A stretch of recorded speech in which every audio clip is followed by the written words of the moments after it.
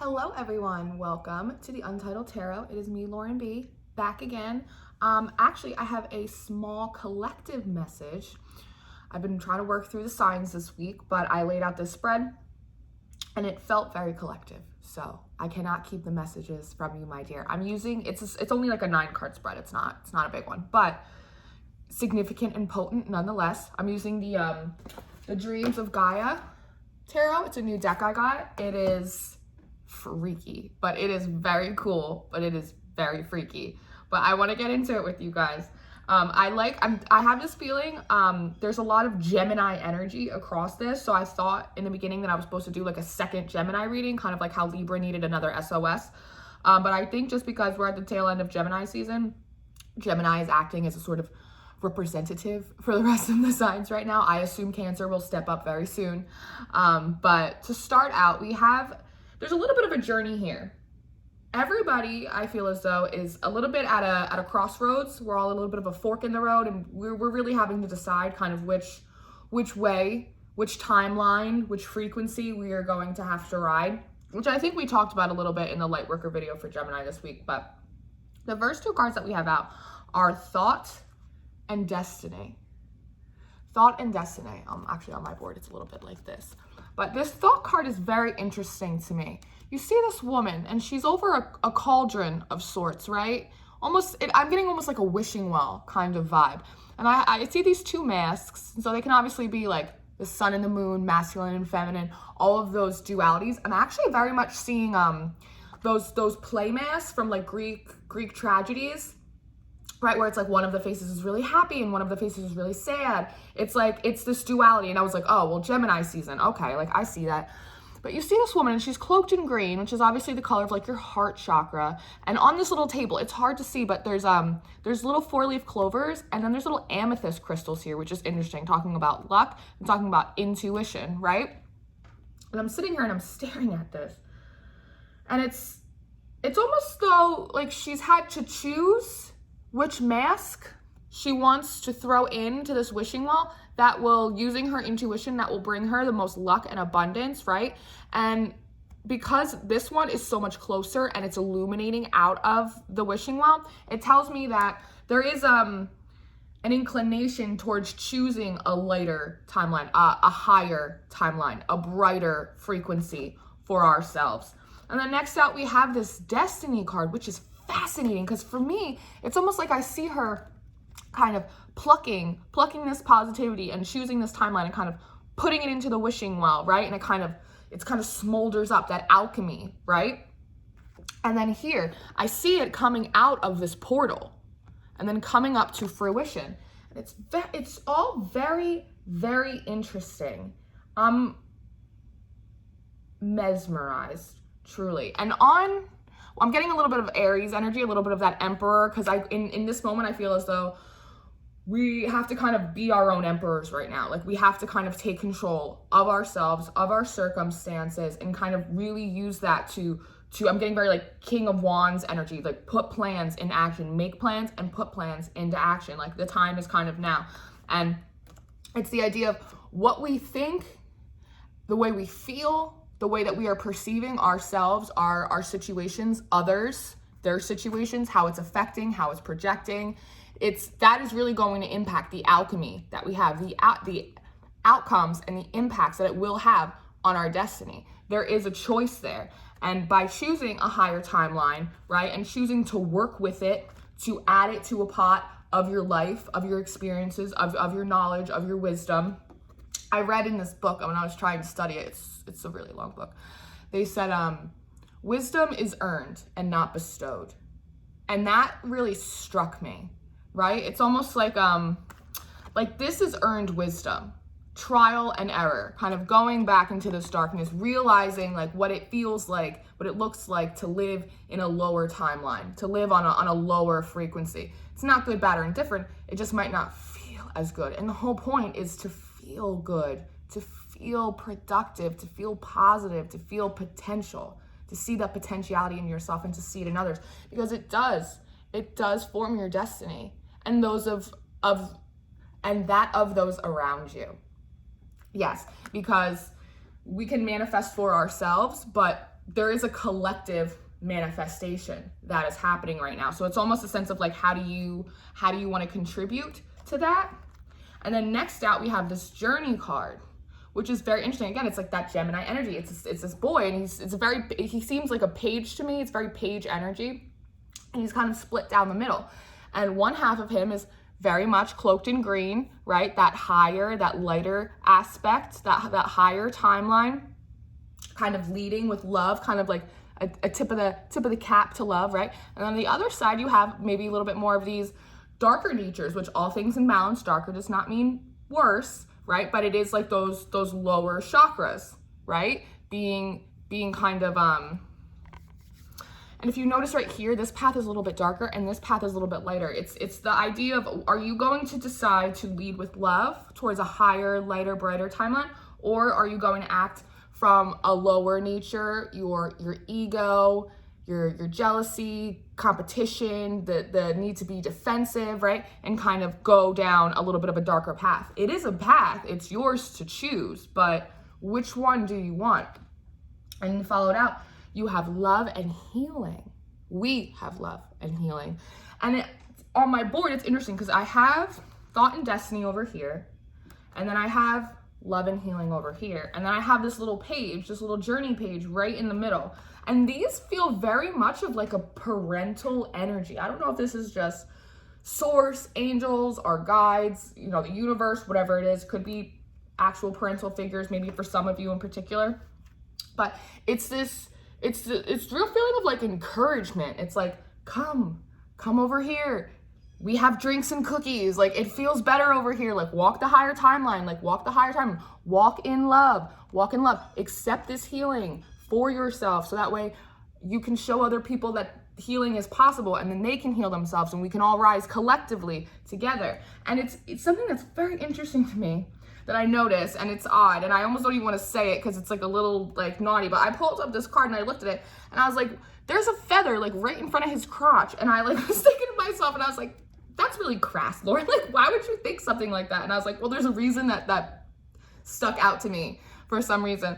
And so I was like looking into it, and feathers, you know, feathers represent birds, you know, that's where they come from. Birds represent freedom, expression, right? And feathers, when you find them, it's oftentimes a symbol of integrity, of honor, right? And then we were just talking about these lower chakras, kind of leading with your ego, leading with your more primal nature, a little untamed is how we were going to put it. And so I thought it was interesting that this popped up right in front of a very private, phallic part of himself, this feather of freedom and integrity and honor. And it's almost like with this, when you choose to walk in a higher timeline, when you choose to lead with love as your first step, you are actually able to use your lower chakras, as we'll put it, in a way that is still leaves you with your integrity and leaves you with honor. Like, your passions do not dishonor you, because you are able to control them, and not only control them, but understand where those desires are coming from.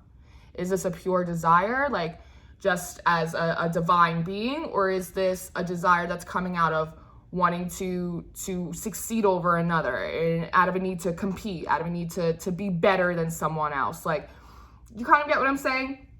It's almost being able to like use your passions and lead them through with love first, and that helps you maintain your integrity and your dignity and your honor as a sovereign being, right? And this is all about being that page again.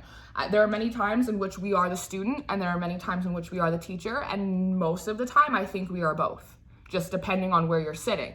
But again, it's all about this decision, this Gemini energy. Do you want to laugh, or do you want to cry? Do you want to be right, or do you want to be happy? Because they're all going to funnel in through this portal, through this passion, right? So are your passions, are they cleansed with all these frogs? Is your ego purged out? Like, is there still more work to be done? Your trigger moments, what are you leading with? What are you leading with? It looks like we're leading towards leading with love. So that's very nice. And then next out, we have this abundance card. Get a load of this card, folks. I told you, this deck is it's a lot. It's a little freaky. I could like just sit and stare at these cards for hours. But so we have this huge dragon, which is oftentimes representative of death and rebirth energy, regeneration, right? We have rabbits here, fertility. We have birds, freedom, expression. Again, a lot of fertility. We have all of these fruits. We have everything. Again, we have another cauldron back here, another big fiery wishing well. We have this rainbow back here. And it's, I almost see because everything's cause and effect, right? As within, so without. So as we collectively and individually choose to use our minds, use our thoughts in a positive manner to create a certain kind of alchemy that positively affects our destinies individually and together, because we're all connected, but we all have to walk in our own shoes, right? That choosing that to lead with love, getting in control of ourselves, it's almost like by doing that, you will start to see positive changes happen in your life. You will start to see abundance flow in. You will start to have a higher level of love in your relationships. You will have a higher level of self-love for yourself. And it's almost the sense of when all this starts happening, you're going to want to sit there and like hold on to it. It's almost like a little Four of Pentacles energy, like a little like, my precious, and not in like a scarcity mindset, like, oh, I have to hold it, it won't go away. But it's almost like it finally came in, you know? It's like kind of like the ships, as you do this, as we do this, we're going to start seeing the positive effects of the work, the spiritual, the emotional, the mental, the physical work that we've been doing. And we're going to like almost be shocked a little bit as when the good things start coming in, and we're going to want to like hold it and like nurture it and be like, and the idea is like, that is good. And it is intended for us to be very grateful and very appreciative and really kind of savor the sweetness, right? That we've worked so hard to kind of have come in for us by walking these paths, right? It's very like Dumbledore, like what's right is not always easy. What's easy isn't always right, but like it always feels better at the end of the day. But to remind us, almost see this dragon, it almost feels like Source kind of looking over like, okay, here, take your tokens, enjoy them, love them, but don't forget, like there's more work to do. Like bringing in all of this abundance, the ships coming in is not like it's not like the end goal.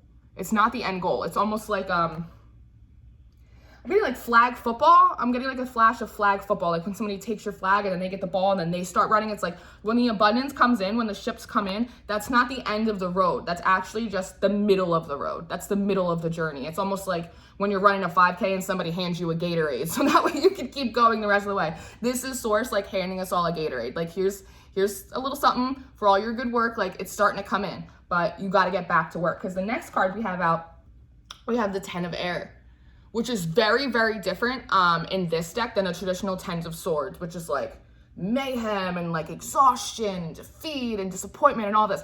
This card's all about new paradigm shifts through new perspective changes. And like I said, remember, we're going to be so focused in, hyper focused in on like all these good things that are coming in. It's almost like, I can't believe it. It's like, I tossed my tokens in the wishing well and I actually got my prize. Like, holy shit. Like I did the right thing and it's actually working out. Like, oh my God, shock and awe. And Source is saying like, yes, shock and awe, enjoy, but also like, look up, look behind you, right? Because you have this big rainbow right here. And what is this? It's like a whole page of rainbows. It's an angel with wings, all these butterflies, all this transformation. It's almost like, all right, well, here's your reward for a job well done. Like, yes, your ships are coming in, but also don't forget like that we're only in the middle of the journey right now. So get up, turn around, put your wings on, because now it's time for you to take all this abundance and everything that you can enjoy. But now there's so much more. So we need to take it and we need to transform it and we need to put it out there for everyone else, right? What is the abundance for? After you have your love and your security and your self-esteem and your ability to go forth and forge your own life, what is the rest of the abundance for? It's for us to share with each other, to build, right? Earth angels, earth angel, I heard that, they're giving that song. And then next out, we have the 9 of Air, which again, in the traditional tarot, this is a very like in your head, stuck up, almost like very 8 of Swords kind of energy. It's like mental anguish and conflict. That is not what this card means. This is a card about like universal consciousness, right? Realizing what the abundance is for. It's not just for me.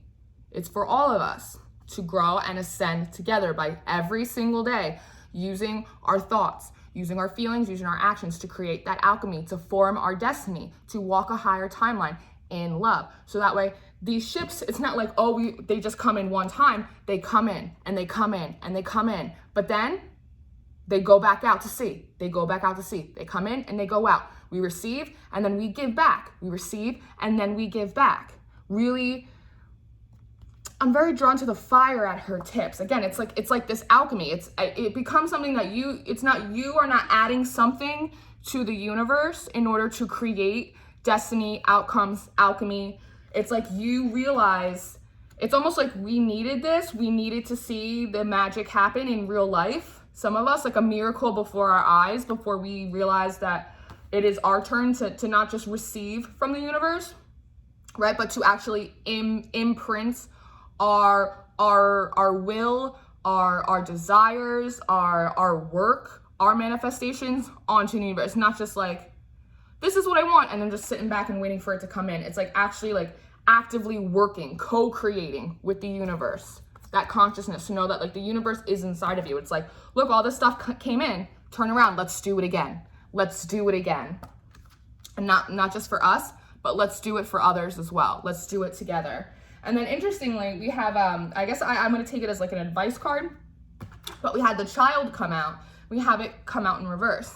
This card, on top of being adorable, I get a little bit of fool energy. There's a little bit of like baby fool magician energy from this card. And for me, this is a lot about, obviously, it's about your inner child.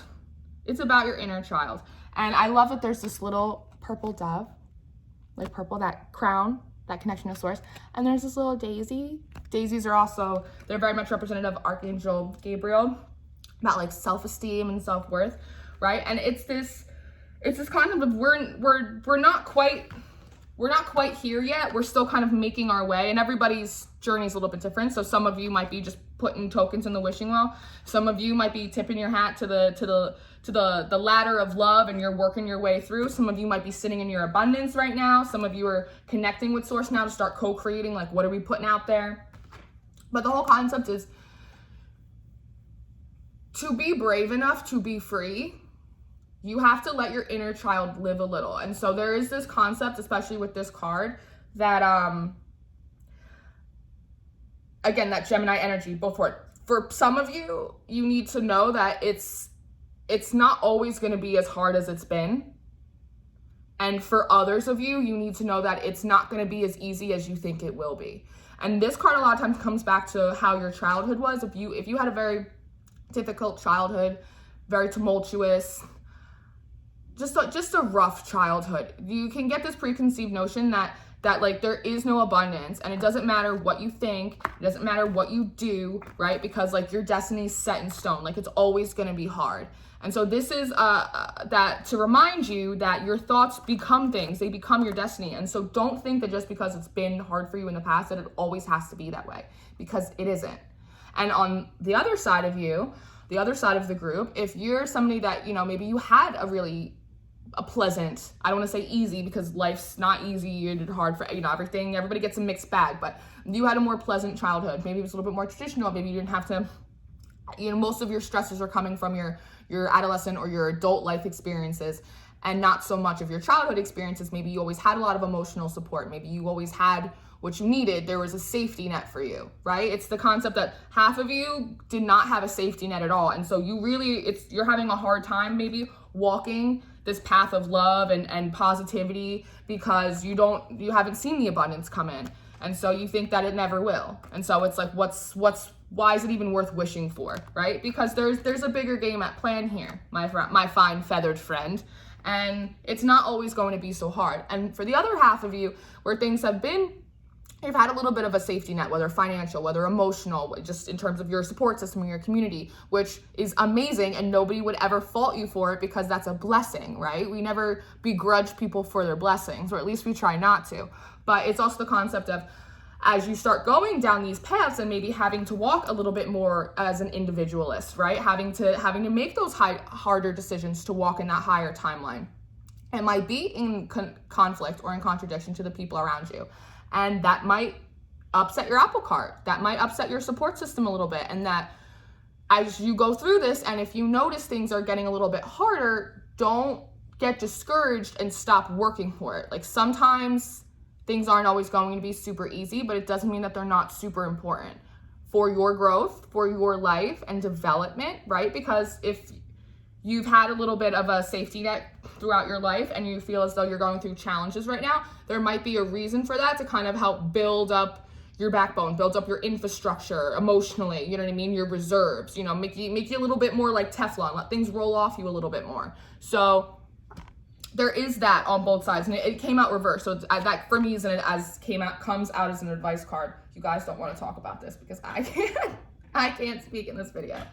But yeah, so that's just the general advice overall. Like, if everything has been kind of hard for you throughout your childhood, like maybe go in and reassess some of those childhood, you know, wounds. Like, why do we think that we can't walk in this higher timeline of love? Like, why are we being so pessimistic, right? And if it was the opposite for you, we also don't want to be blindly positive, and so that way we get knocked down when a wave of conflict or a challenge comes through to us, or we realize that, you know, we're gonna have to kick some rocks out of the way in order to really get through on this journey for ourselves. It's just food for thought. So I'm gonna go probably outside and try to get some of these weekly sign readings done, but that came through very strongly as a collective message. I don't know if anything I said made sense. I think I blacked out, but I hope that you guys are all doing really, really well. I hope you're being gentle with yourselves. I hope you're being kind to one another. I love you so much. Thank you guys so much for being here. And we have some new subscribers. We have new faces. I'm so happy that everybody's like hopping on board. I love you guys. I really appreciate it. I really do.